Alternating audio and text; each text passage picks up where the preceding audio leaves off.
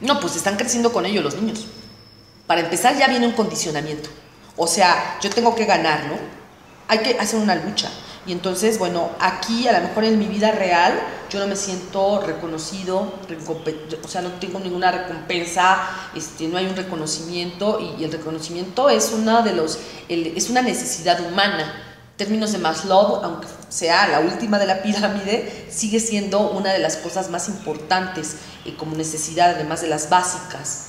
Entonces, bueno, no lo tengo en mi casa, no lo tengo en mi vida cotidiana, pero lo tengo en este aparatejo, con este juguete, con esta cosa que yo logré pasar de tal nivel a cual nivel. Eso produce cierto tipo de INAS, ¿no? Y lo sabemos, de acuerdo a las neurociencias, y entonces eso da una capacidad para poder seguir aprendiendo. Entonces, estamos desarrollando ese tipo de cosas. Pues con videojuegos ya vienen los niños, ¿no? Ya lo traen incorporado. Entonces, tú le pones un videojuego, el chavo ya trae toda la lógica. Si esto lo pusiéramos en términos ya meramente al uso didáctico de aprendizaje, pues a mí me parecería sensacional porque, pues imagínate lo que no se lograría con los chavos. O sea, ya traen todo aquí, lo que es el videojuego, traen la lógica de cómo, si hago, si apachurro, si esto, si pasa aquello. Bueno, si lo adecuamos a los contenidos y la gente juega y le parece lúdico, es una apuesta didáctica muy interesante, ¿no? El juego como parte lúdica, didáctica al servicio del aprendizaje. Y luego, si a esto lo adherimos con la parte de la adecuación tecnológica, me parece que es una propuesta muy interesante.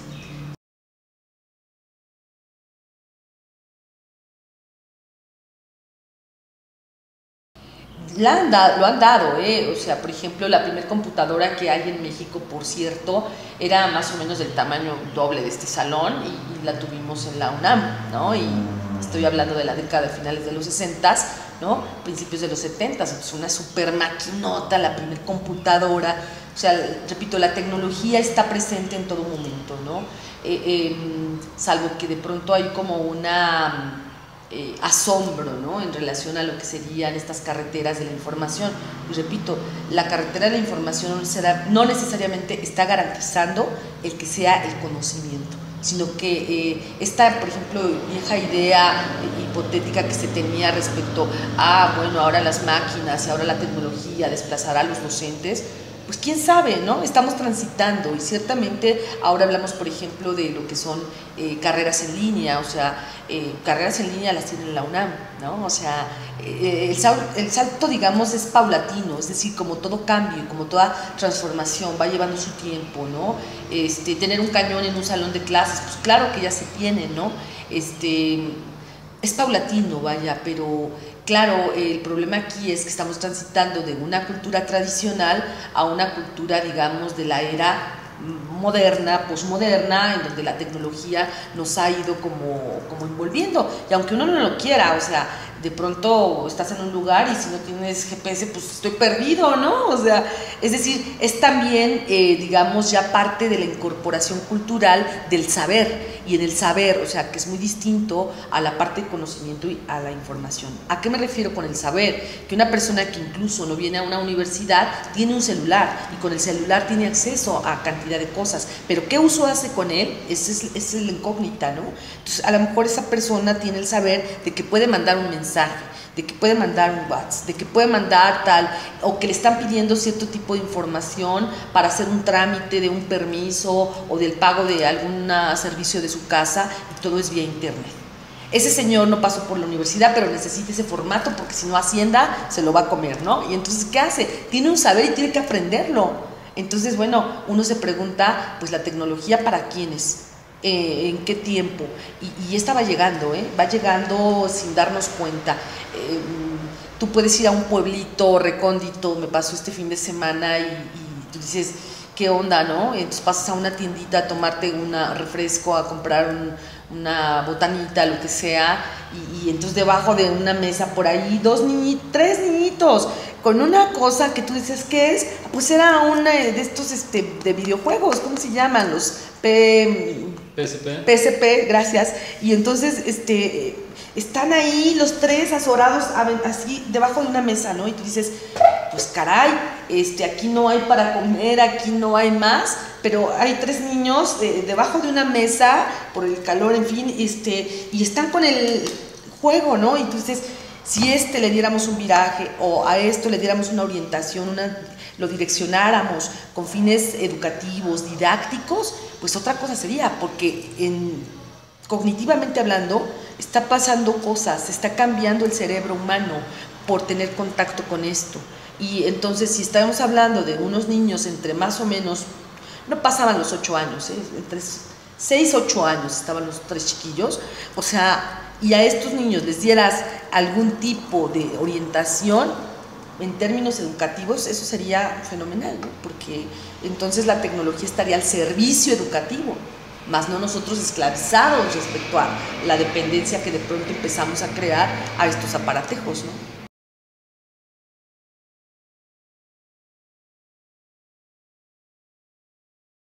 Bueno, educar con tecnología es eso, ¿no? Es un instrumento, es una herramienta que te permite potenciar en mucho las capacidades, las habilidades, las destrezas, las competencias, el pensamiento mismo del alumno. Versus, ¿no? En un lugar en donde no tengas tecnología, pero bueno, tecnología es desde el lápiz, eso es tecnología, el pizarrón es una tecnología, ¿no? Esta silla es una tecnología, ¿por qué? Porque es un artificio humano, entonces te las ingenias, el profesor tiene que ser creativo, el profesor tiene que tener vocación, debe ser una persona con iniciativa independientemente de las condiciones, que esto favorece muchísimo y que es una delicia, es delicioso, o sea, trabajar así porque abrevias muchas cosas, potencias muchas cosas, pero pues también te las tienes que ingeniar. Y yo creo que no está peleando una cosa con otra, habría que saber combinar y lograr, y uno como maestro salirse con la suya, o sea, es decir, el contenido tiene que quedar con los chicos, ¿no? O sea, con o sin tecnología, capaz que se me apaga, o sea, no hay luz, algo le pasó a la máquina, yo siempre les digo, plan A, plan B, plan, o sea, Z, porque es importante que nosotros estemos adaptándonos a los nuevos contextos y a la nueva situación que nos toca vivir.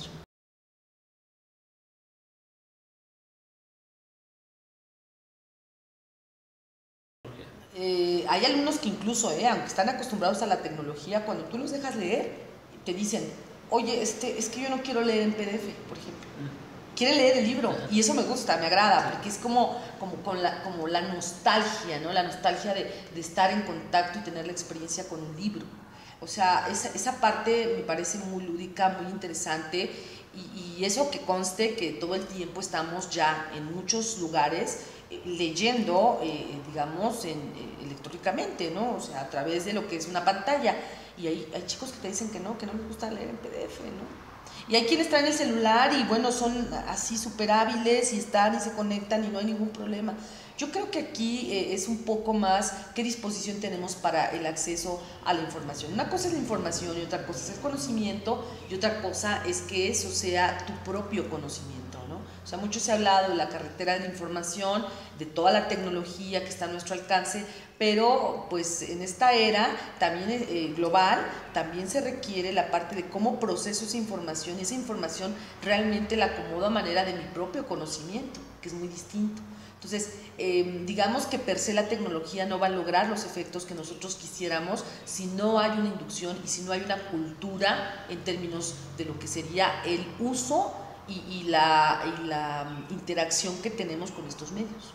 Falta mucho, falta mucho por concientizar.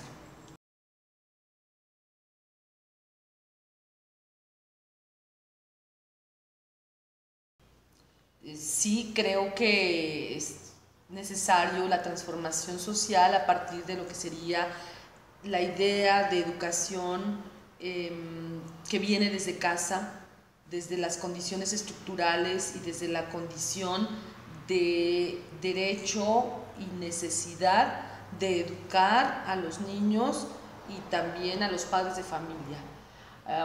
Hablar de cambios en la sociedad implica hablar de cambios en las formas de cómo aprendemos, de cómo enseñamos y de cómo se da toda la labor de procesos didácticos en un aula, ciertamente, y el cambiar no solamente es para ciertos sectores, creo que no solamente con programas y con reformas educativas lograríamos los cambios, porque una cosa es la parte curricular, y otra cosa sería lo que está pasando realmente en la vida cotidiana, académica y escolar. Y habría que ver bajo qué niveles, desde lo que sería preescolar hasta lo que sería a nivel pues, profesional o licenciaturas o posgrados. Entonces, bueno, y hablar de los distintos rubros y hablar de las distintas universidades y los distintos enfoques nos permitiría, pues obviamente, sí un cambio sustancial, pero habría que empezar a ver y reconocer las condiciones bajo las cuales se trabaja.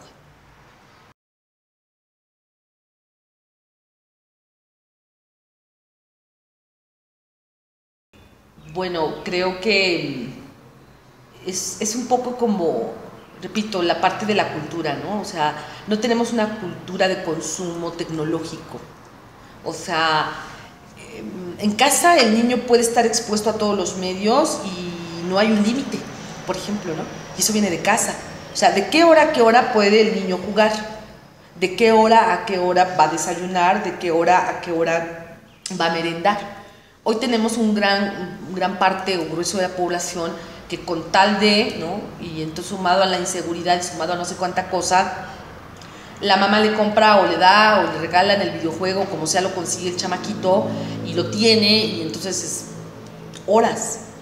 Eso rige la vida, la dinámica de este niño, sin percatarse, por ejemplo, de que hay parques, sin percatarse, por ejemplo, de que hoy está lloviendo y hace 2 minutos había sol, o sea, es decir, la realidad inmediata ni siquiera la estamos percibiendo.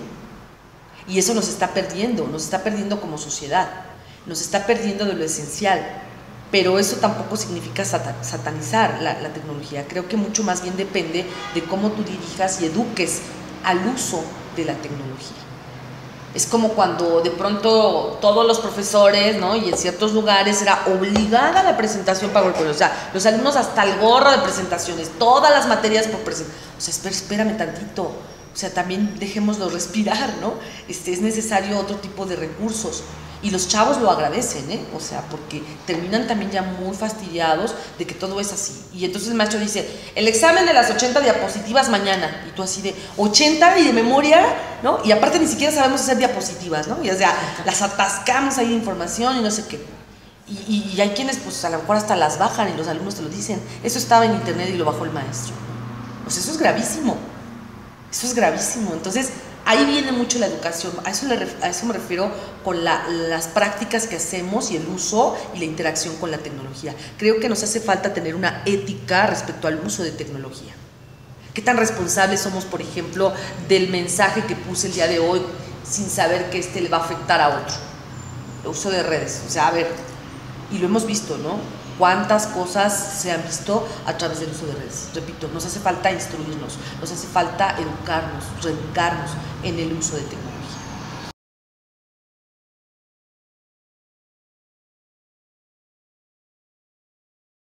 Sí, claro, la reproducción sin el paso de conciencia de que estamos trabajando con generaciones nuevas y con generaciones con intereses distintos y con una realidad que requiere otro tipo de formación por parte de nuestros alumnos. Creo que más de las veces tenemos profesores, y lo dicen los alumnos, ¿no? Con gran insistencia y con gran puntualidad.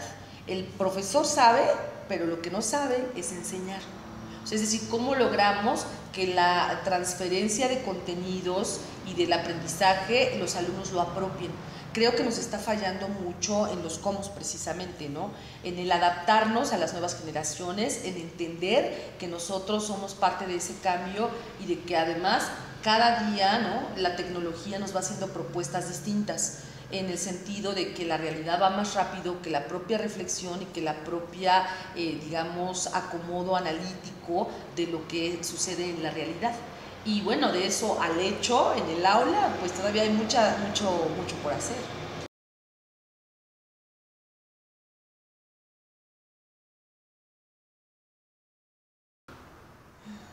La educación actual en México. Bueno, en general podríamos atrevernos a decir que falta mucho por lograr que este país tenga un nivel educativo más allá del tercero o cuarto de primaria, que es en promedio lo que se tiene como estándar en todo lo que es el país. Creo que la apuesta en educación sería justo entender a México desde una lógica diferente, entender que la base de cualquier nación es a partir de la educación.